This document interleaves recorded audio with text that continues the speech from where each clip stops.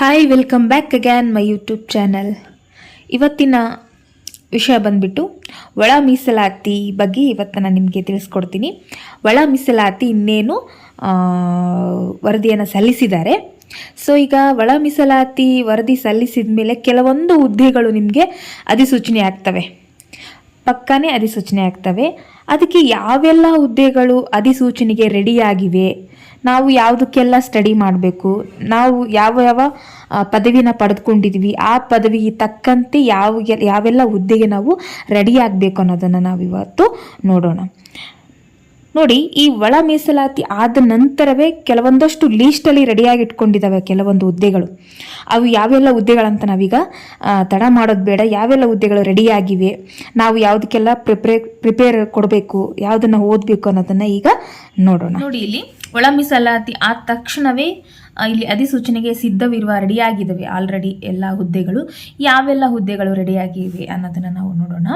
ಮೊದಲನೇದಾಗಿ ಇಲ್ಲಿ PU college ಉಪನ್ಯಾಸಕರು. ಈ ಹುದ್ದೆ ಒಳ ಮೀಸಲಾತಿ ಇನ್ನೇನು ಜಾರಿ ಆಗುತ್ತೆ ಅನ್ನೋಷ್ಟರಲ್ಲಿ ಈ PU ಕಾಲೇಜ್ ಉಪನ್ಯಾಸಕರ ಹುದ್ದೆ ಅಧಿಸೂಚನೆಯನ್ನು ಬಿಡ್ತಾರೆ.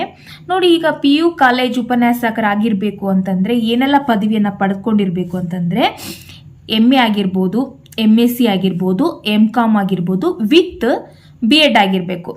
ಉಪನ್ಯಾಸಕರ ಹುದ್ದೆ ಅಂತ ಹೇಳಿದ್ರೇ BEd ಅಲ್ವಾ, ಸೊ BEd ಆಗಿರಲೇಬೇಕು. ಅದು ಯಾವುದ್ರ ಜೊತೆಗೆ ಯಾವುದಾದ್ರೂ ಪದವಿ, ಸ್ನಾತಕೋತ್ತರ ಪದವಿಯನ್ನು ಪಡೆದುಕೊಂಡಿರ್ಬೇಕು. ನೀವು MA ಆಗಿರ್ಬೋದು ಅಥವಾ MSc ಮಾಡ್ಕೊಂಡಿರಲಿ ಅಥವಾ MCom ಮಾಡ್ಕೊಂಡಿರಲಿ, ಜೊತೆಗೆ ಏನಾಗಿರಬೇಕು, BEd ಆಗಿರಬೇಕು. BEd ಆಗಿದ್ರೆ ಮಾತ್ರ ನಿಮಗೆ PU ಕಾಲೇಜ್ ಉಪನ್ಯಾಸಕರಿಗೆ ನೀವು ಅಪ್ಲಿಕೇಶನನ್ನು ಹಾಕ್ಬೋದು. ಸೊ ಟೋಟಲ್ ಆಗಿ ಎಷ್ಟು ಹುದ್ದೆಗಳು ಖಾಲಿ ಇದ್ದಾವೆ ಅಂತಂದರೆ, ಎಷ್ಟು ಅಧಿಸೂಚನೆ ಹೊರಡಿಸ್ತಾರೆ ಅಂತ ಹೇಳಿದ್ರೆ 804 ಹುದ್ದೆಗಳಿಗೆ ಅಧಿಸೂಚನೆಯಲ್ಲಿ ರೆಡಿ ಇದೆ ಅಂತ ಅರ್ಥ. ನೆಕ್ಸ್ಟ್ ನೋಡಿ, ಇಲ್ಲಿ ತಾಂತ್ರಿಕ ಕಾಲೇಜು ಉಪನ್ಯಾಸಕರು ಅಂದರೆ ತಾಂತ್ರಿಕ ಅಂತಂದರೆ ಈಗ ಇಂಜಿನಿಯರ್ ಆಗಿರ್ಬೋದು, ಡಿಪ್ಲೊಮಾ ಆಗಿರ್ಬೋದು, ITI ಕಾಲೇಜುಗಳಲ್ಲಿ ಆಗಿರ್ಬೋದು, ಅಲ್ಲಿ ನೀವು ಉಪನ್ಯಾಸಕರಾಗಿರಬೇಕು ಅಂತಂದರೆ MTech ಮಾಡಿರಬೇಕು. ಈ MTech ಪದವಿ ಆಗಿರಬೇಕು. ನೋಡಿ, ಇಲ್ಲಿ ಎಷ್ಟು ಹುದ್ದೆಗಳು ಖಾಲಿ ಇದ್ದಾವೆ ಅಂತ ಹೇಳಿದರೆ 2000 ಹುದ್ದೆಗಳಿಗೆ ಅಧಿಸೂಚನೆಯನ್ನು ಹೊರಡಿಸ್ತಾರೆ ಅಂತ. ಇಲ್ಲಿ ನೋಡಿ, ಮೂರನೇದಾಗಿ ಕ್ರೈಸ್ ವಸತಿ ಶಾಲೆಯಲ್ಲಿ ಹುದ್ದೆಗಳು ಅಧಿಸೂಚನೆ ಆಗುತ್ತೆ. ಪದವಿ ಆಗಿರಬೇಕು ಪ್ಲಸ್ BEd ಆಗಿರಬೇಕು. ಎಷ್ಟು ಹುದ್ದೆಗಳಿಗೆ ಅಧಿಸೂಚನೆಯನ್ನು ಹೊರಡಿಸ್ತಾರೆ? 875 ಹುದ್ದೆಗಳಿಗೆ ಅಧಿಸೂಚನೆಯನ್ನು ಹೊರಡಿಸ್ತಾರೆ. ಸೊ ನೀವು ಕ್ರೈಸ್ ವಸತಿ ಶಾಲೆಗಳಲ್ಲಿ ನಾನು ಟೀಚರ್ ಆಗಿ ಕೆಲಸ ಮಾಡ್ತೀನಿ ಅಂತ ಹೇಳಿದರೆ ನಿಮಗೆ ಪದವಿ ಆಗಿರಬೇಕು ಮತ್ತು BEd ಆಗಿರಬೇಕು. ಸೊ ಅದನ್ನು ನೀವು ನೋಡ್ಕೊಳ್ಳಿ, ನಿಮ್ಗೆ ಯಾವ ಪದವಿ ಕಂಪ್ಲೀಟ್ ಆಗಿದೆ ಅದನ್ನು ನೋಡಿಕೊಂಡು ಅಪ್ಲಿಕೇಶನ್ನ ಹಾಕಿ. ನೆಕ್ಸ್ಟ್ ಅಬಕಾರಿ ಉಪನಿರೀಕ್ಷಕರು ಅಂದರೆ ಸಬ್ ಇನ್ಸ್ಪೆಕ್ಟರ್. ಇಲ್ಲಿ ನಿಮಗೆ ಎಷ್ಟು ಹುದ್ದೆಗಳು ಖಾಲಿ ಇದ್ದಾವೆ? 268 ಹುದ್ದೆಗಳಿಗೆ ಅಧಿಸೂಚನೆಯನ್ನು ಹೊರಡಿಸ್ತಾರೆ. ಸೊ ಇದಕ್ಕೆ ಏನಾಗಿರಬೇಕು? ಪದವಿ ಮಾತ್ರ ಆಗಿರಬೇಕು, ಆಯಿತಾ? ಪದವಿ ಆಗಿದ್ದರೆ ಸಾಕು ನಿಮಗೆ. ಅಬಕಾರಿಯಲ್ಲಿ ಉಪನಿರೀಕ್ಷಕರಾಗಿ ನೀವು ಸೇವೆಯನ್ನು ಮಾಡ್ಬೋದು. ನೆಕ್ಸ್ಟ್ ನೋಡಿ, ಇಲ್ಲಿ ಅಬಕಾರಿ ಪೇದೆ ಅಂತಂದರೆ ಪೊಲೀಸ್ ಕಾನ್ಸ್ಟೇಬಲ್. ಇದಕ್ಕೆ ಕೇವಲ PUC ಆಗಿದ್ದರೆ ಸಾಕು.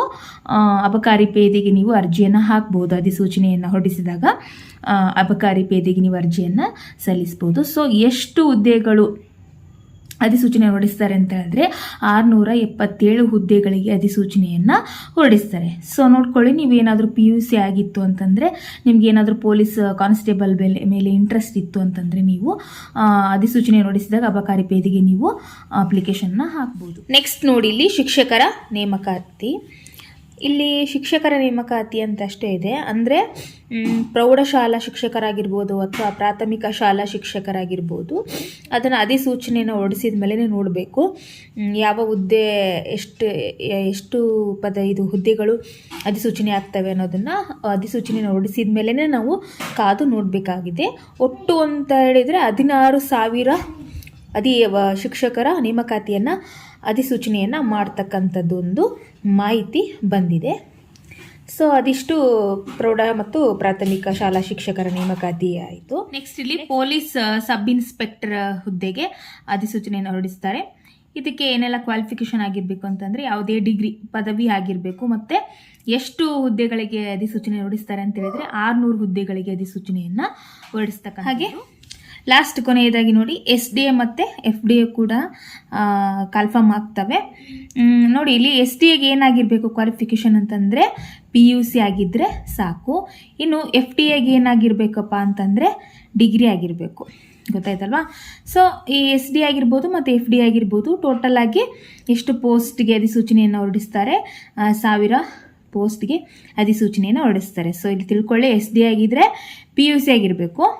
ನೀವು PUC ಆಗಿದ್ದರೆ ಸಾಕು, ನೀವು SDAಗೆ ಅಪ್ಲಿಕೇಶನ್ನ ಹಾಕ್ಬೋದು. ನಿಮಗೆ ಡಿಗ್ರಿ ಆಗಿತ್ತು ಅಂತಂದರೆ ನೀವು PUC SDAಗೂ ಅಪ್ಲಿಕೇಶನ್ ಹಾಕ್ಬೋದು, FDAಗೂ ಕೂಡ ಅಪ್ಲಿಕೇಶನ್ನ ಹಾಕ್ಬೋದು. ಯಾವುದಾದ್ರೂ ನಿಮಗೆ ಜಾಬ್ ಆಯ್ತು ಅಂತಂದರೆ ಒಳ್ಳೇದಾಯ್ತಲ್ವಾ? ಸೊ ಇದಕ್ಕೂ ಟ್ರೈ ಮಾಡಿ, ಇದಕ್ಕೂ ಟ್ರೈ ಮಾಡಿ. ಸೊ ನೋಡಿ, ಇಷ್ಟೆಲ್ಲ ಅಧಿಸೂಚನೆಯನ್ನು ಹೊರಡಿಸ್ತಾರೆ. PU ಕಾಲೇಜ್ ಉಪನ್ಯಾಸಕರಾಗಿರ್ಬೋದು, ತಾಂತ್ರಿಕ ಕಾಲೇಜ್ ಉಪನ್ಯಾಸಕರಾಗಿರ್ಬೋದು, ಕ್ರೈಸ್ತ ಶಾಲೆಯಲ್ಲಿ ಶಿಕ್ಷಕರಾಗಿರ್ಬೋದು, ಅಥವಾ ಅಬಕಾರಿ ಉಪನಿರೀಕ್ಷಕರು ಅಂದರೆ ಸಬ್ ಇನ್ಸ್ಪೆಕ್ಟರ್ ಹುದ್ದೆ ಆಗಿರ್ಬೋದು, ಅಥವಾ ಪೊಲೀಸ್ ಕಾನ್ಸ್ಟೇಬಲ್ ಆಗಿರ್ಬೋದು, ಅಥವಾ ಶಿಕ್ಷಕರ ನೇಮಕಾತಿ ಅಂದರೆ ಪ್ರಾಥಮಿಕ ಮತ್ತು ಪ್ರೌಢಶಾಲಾ ಶಿಕ್ಷಕರಾಗಿರ್ಬೋದು, ಆಮೇಲೆ ಪೊಲೀಸ್ ಸಬ್ ಇನ್ಸ್ಪೆಕ್ಟರು ಮತ್ತು FD ST ಈ ಎಲ್ಲ ಹುದ್ದೆಗಳಿಗೆ ನೋಡ್ಕೊಳ್ಳಿ. ನೀವು ಯಾವ್ಯಾವ ಪದವಿಯನ್ನು ಪಡ್ಕೊಂಡಿದ್ದೀರಾ, ಯಾವ ಪದವಿಗೆ ನಿಮ್ಗೆ ಯಾವ್ದು ಸೂಟ್ ಆಗುತ್ತೆ, ನೀವು ಯಾವುದನ್ನು ಸ್ಟಡಿ ಮಾಡ್ತಾ ಇದ್ದೀರಿ ಅದನ್ನು ಕಂಟಿನ್ಯೂ ಮಾಡಿ ಅಂತ ಹೇಳ್ತಾ ಇದ್ದೀನಿ. ಯಾಕಂತಂದರೆ ಇಷ್ಟರಲ್ಲೇ ಅಧಿಸೂಚನೆಯನ್ನು ಹೊರಡಿಸ್ತಾರೆ. ಸೊ ನೀವು you have to be prepare ಅಂತ. ಗೊತ್ತಾಯ್ತಲ್ವಾ? ಸೊ ನಿಮ್ಮದು ಯಾವ್ಯಾವ ಕ್ವಾಲಿಫಿಕೇಷನ್ ಮುಗಿಸ್ಕೊಂಡಿದ್ದೀರಾ ಅದಕ್ಕೆ ಸಂಬಂಧಪಟ್ಟಂತೆ ನೀವು ಸ್ಟಡಿಯನ್ನು ಮಾಡ್ಬೋದು.